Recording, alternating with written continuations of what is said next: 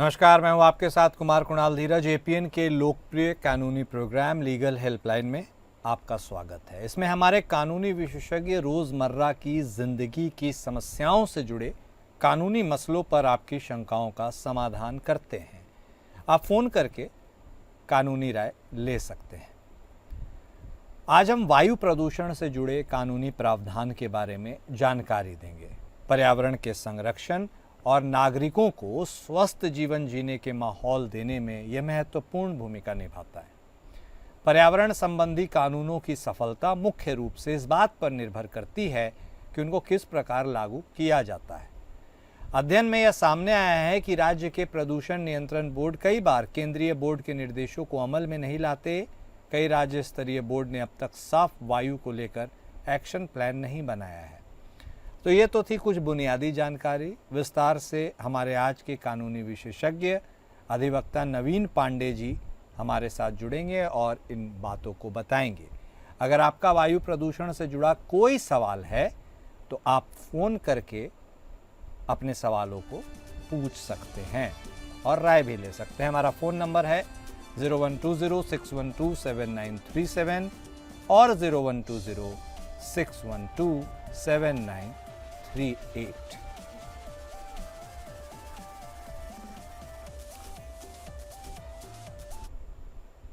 और चलिए प्रोग्राम की शुरुआत करते हैं। सीधे नवीन पांडे जी से जुड़ते हैं। नवीन जी, स्वागत है आपका लीगल हेल्पलाइन में। जी शुक्रिया। और सर, यही बुनियादी सवाल के साथ शुरुआत कि आखिर संविधान स्वच्छ वातावरण में जीने का अधिकार किस तरह से देता है?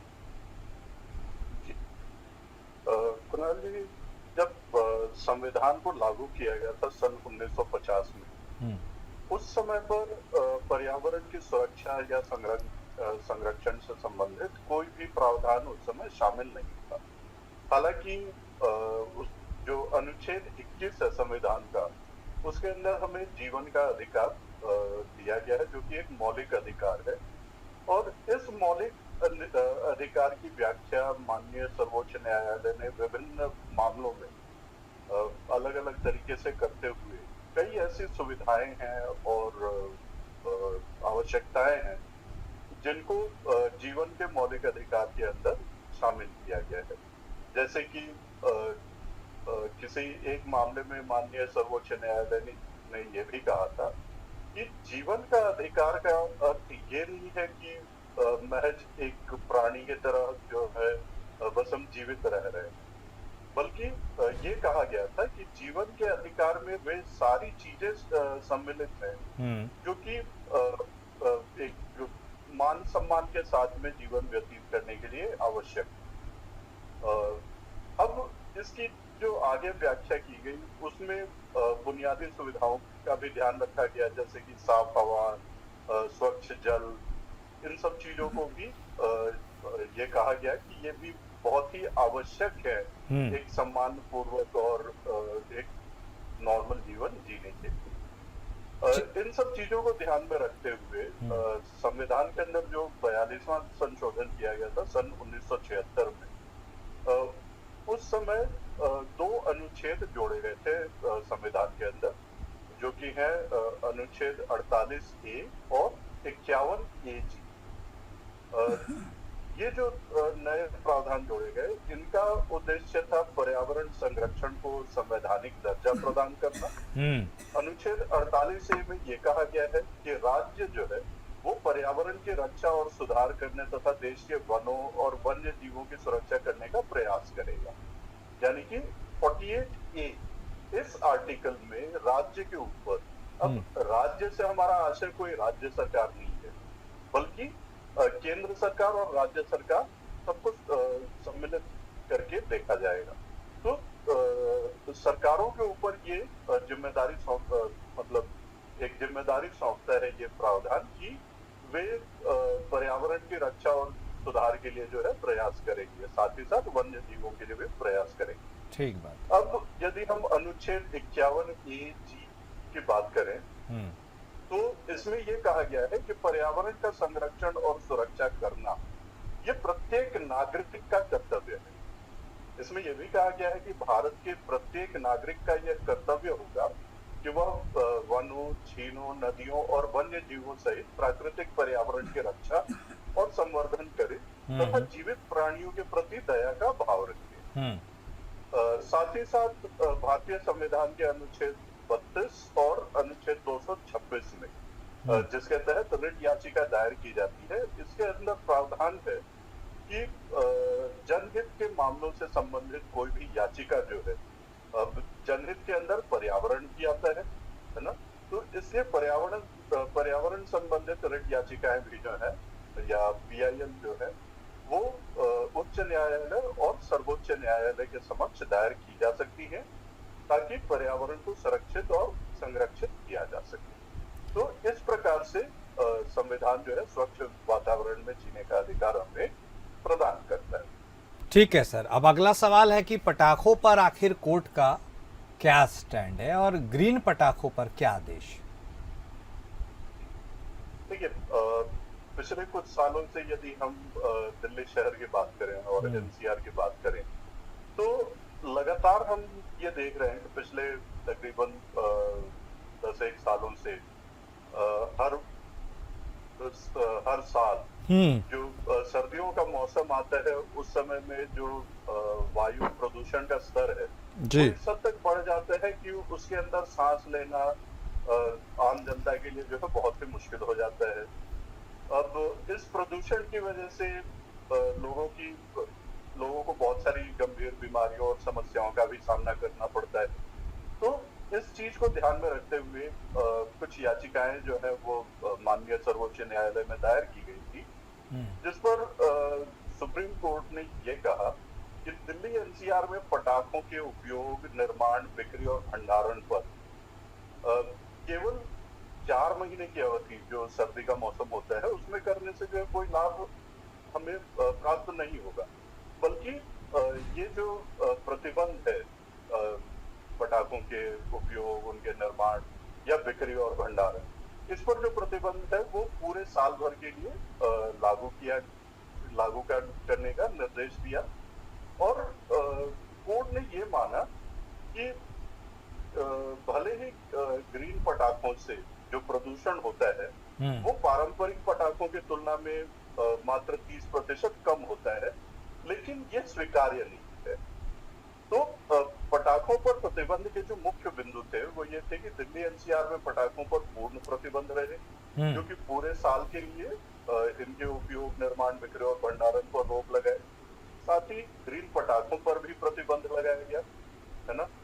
ये कहा गया कि ग्रीन पटाखों को भी जो पारंपरिक पटाखे हैं उसके प्रतिबंध से कोई छूट नहीं दी गई है, क्योंकि बेशक उससे प्रदूषण 30% कम होता है, लेकिन प्रदूषण की समस्या फिर भी बनी रहती है। तो इसलिए ग्रीन पटाखों पर भी प्रतिबंध है। ऑनलाइन बिक्री पर प्रतिबंध लगाया गया।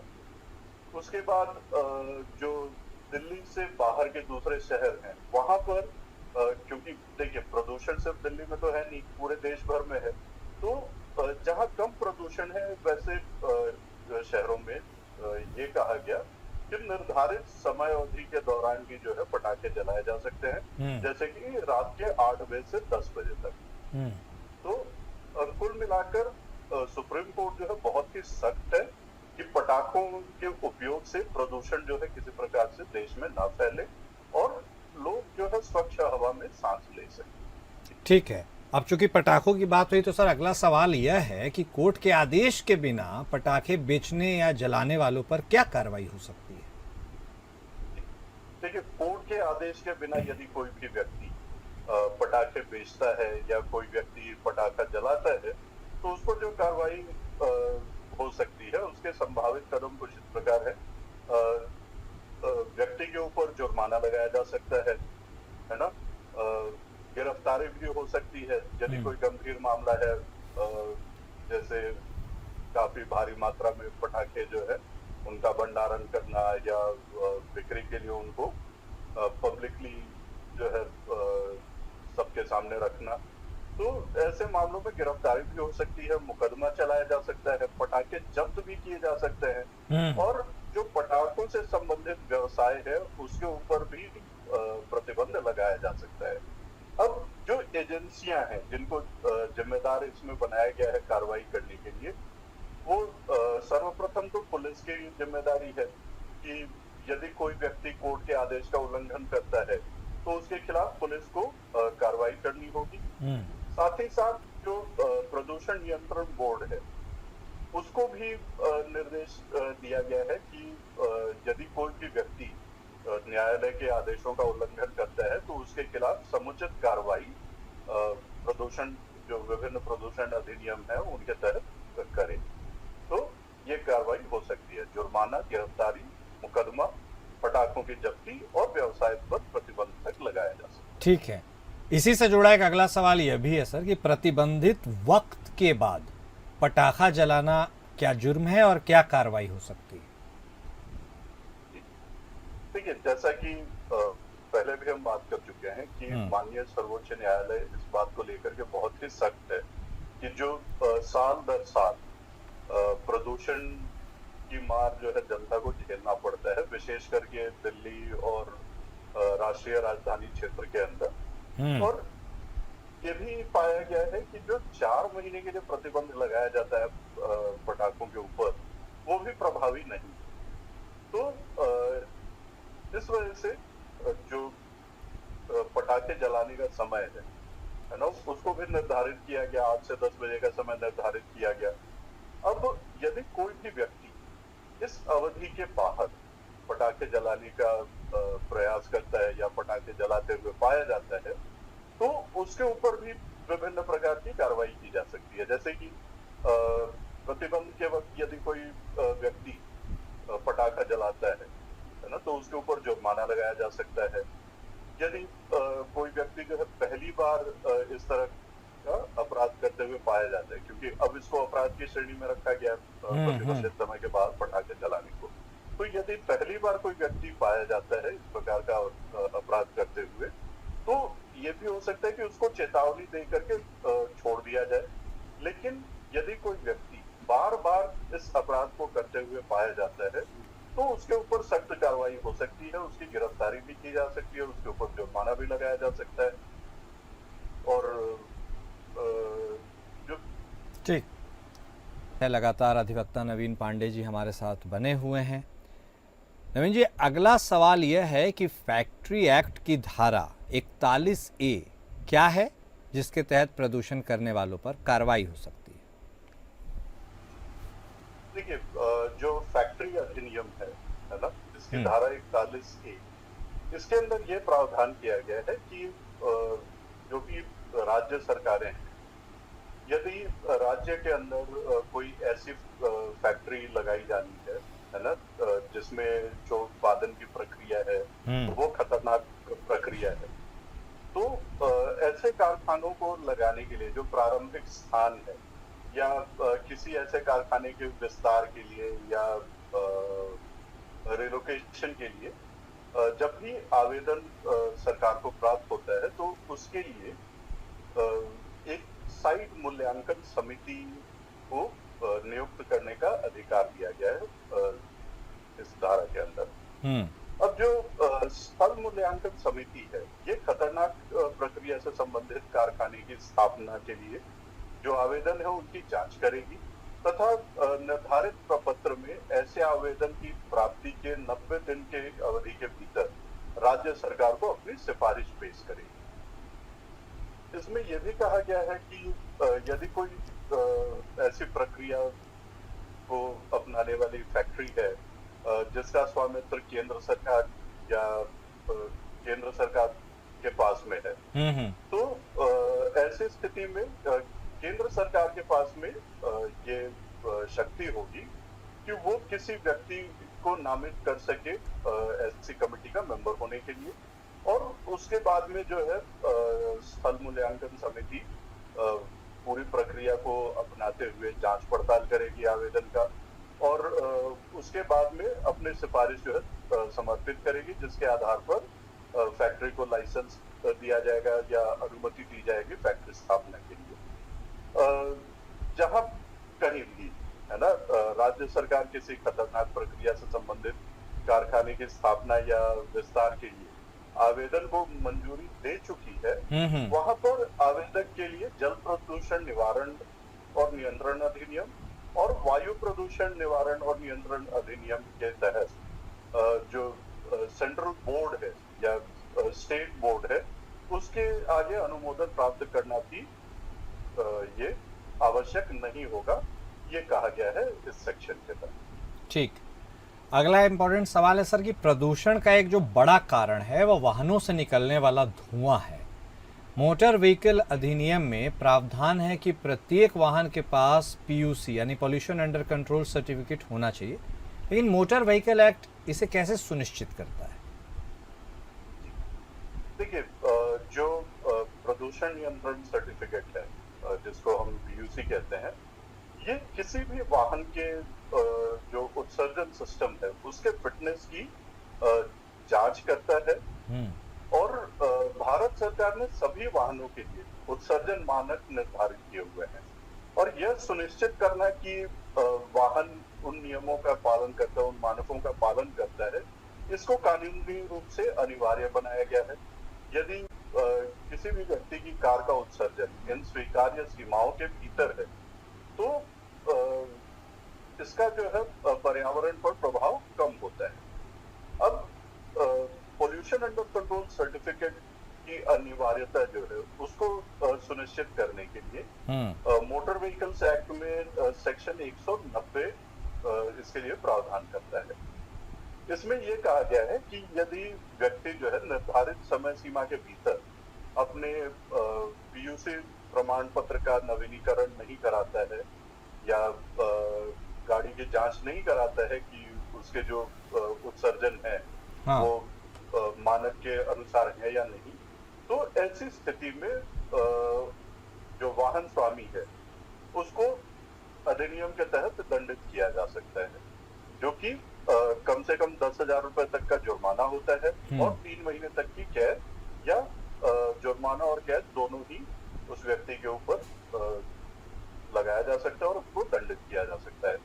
यहाँ तक कि यदि बार बार कोई व्यक्ति पोल्यूशन अंडर कंट्रोल सर्टिफिकेट के बिना वाहन चलाते हुए पाया जाता है तो ऐसी स्थिति में उस व्यक्ति का ड्राइविंग लाइसेंस जो है उसको भी 3 महीने के लिए निलंबित किया जा सकता है। तो इस प्रकार से मोटर व्हीकल अधिनियम ये सुनिश्चित करता है कि हर वाहन मालिक अपनी वाहन के लिए जो है उसके उत्सर्जन की जांच करवाए और पोल्यूशन अंडर कंट्रोल सर्टिफिकेट जो है वो प्राप्त करे। ठीक है। अगला सवाल है सर, आईपीसी की धारा 188 के तहत प्रदूषण करने वालों पर क्या कानूनी कार्रवाई का प्रावधान है? देखिए, भारतीय दंड संहिता की धारा 188 के अनुसार जो भी कोई व्यक्ति ये जानते हुए कि वह किसी लोक सेवक द्वारा प्रख्यापित किसी आदेश से या जैसे प्रख्यापित करने के लिए लोक सेवक जो है वो विधि पूर्वक सशक्त है, कोई ऐसा कार्य करता है या करने से बचता है ना, या ऐसा करते रहने के लिए अपने कब्जे या प्रबंधाधीन किसी संपत्ति के बारे में कोई विशेष व्यवस्था करने के लिए निर्देश किया गया है, ऐसे निर्देश की अवज्ञा करता है, तो उस स्थिति में उस व्यक्ति के खिलाफ कार्रवाई करने के प्रावधान किए गए। यदि कोई भी व्यक्ति इस प्रकार से अवज्ञा करता है और उसका प्रभाव जो है मानव जीवन, स्वास्थ्य या सुरक्षा को जो है संकट उत्पन्न करता है जी। या ऐसी संभावना होती है कि उससे जो है मानव जीवन, स्वास्थ्य या सुरक्षा को संकट हो सके या किसी प्रकार का उपद्रव या दंगा कार्य करने की क्षमता रखता हो, है ना, या इस प्रकार का नेचर हो इस अवज्ञा का, तो उस व्यक्ति को जो है दंडित किया जा सकता है। जो दंड का प्रावधान है वो है कम से कम 6 महीने तक की कारावास और 1,000 रुपए तक का जुर्माना या कारावास के साथ जुर्माना, ये दोनों दंड भी जो है ऐसे व्यक्ति पर लगाई जा सकती है यदि वो अवज्ञा करता हुआ पाया जाता है। ठीक। अगला सवाल है कि सीआरपीसी की धारा 133 के बारे में बताइए। इसमें खास तौर पर पर्यावरण से संबंधित पब्लिक न्यूसेंस या आम आदमी को होने वाली समस्या का किस तरह से वर्णन है और क्या कानूनी कार्रवाई के प्रावधान हैं? देखिए, धारा 133 जो है ये सार्वजनिक सुरक्षा और कल्याण को नियंत्रण में रखने में अत्यंत महत्वपूर्ण है, क्योंकि ये सभी प्रकार के उपद्रवों से निपटती है जो समाज के लिए हानिकारक हो सकते हैं। अब इन कार्रवाइयों की निवारक प्रकृति ये सुनिश्चित करती है कि उन खतरों को गंभीर होने से पहले ही रोक दिया जाए। आमतौर पर जो है धारा 133 को अक्सर सार्वजनिक सड़क पर अतिक्रमण के मामले, प्रदूषण के नियंत्रण, खतरनाक इमारत की स्थिति और किसी भी प्रकार के खतरनाक जानवर के मामलों में लागू किया जा सकता है। ये एक प्रभावी कानून साधन है जिसे उन मामलों में लागू किया जा सकता है जहां जनता के हितों की रक्षा के लिए तत्काल ध्यान देने की आवश्यकता होती है। धारा 133 जो है ये कार्यकारी मजिस्ट्रेट के हाथों में सार्वजनिक उपद्रवों को हटाने और समुदाय को होने वाले नुकसान को रोकने के लिए एक प्रभावी हथियार है। उपद्रवों को हटाने के लिए सशर्त आदेश जारी करने के लिए कार्यकारी मजिस्ट्रेट को सशक्त किया गया है। धारा 133 सार्वजनिक स्थानों को सुरक्षित, स्वस्थ और स्वस्थ उपयोग को सुनिश्चित करती है। दंड के बजाय निवारक कार्रवाई पर ध्यान केंद्रित किया गया है इस प्रावधान के अंदर। और इस धारा का जो ये जो निवारक कार्रवाई पर जो फोकस है, इससे ये चीज सामने आता है कि ये धारा उपचारात्मक चरित्र का है ना। ये कार्यकारी मजिस्ट्रेट को उत्पन्न होने वाले नए खतरों पर जल्दी और प्रभावी ढंग से प्रतिक्रिया करने में सक्षम बनाता है और तत्काल कार्रवाई सार्वजनिक सुरक्षा और आराम को बनाए रखने में मदद करता है जनता की। ठीक, बहुत धन्यवाद नवीन पांडे जी हमारे साथ जुड़ने के लिए और यह अहम जानकारी देने के लिए। लीगल हेल्पलाइन में अभी के लिए बस इतना ही। नमस्कार।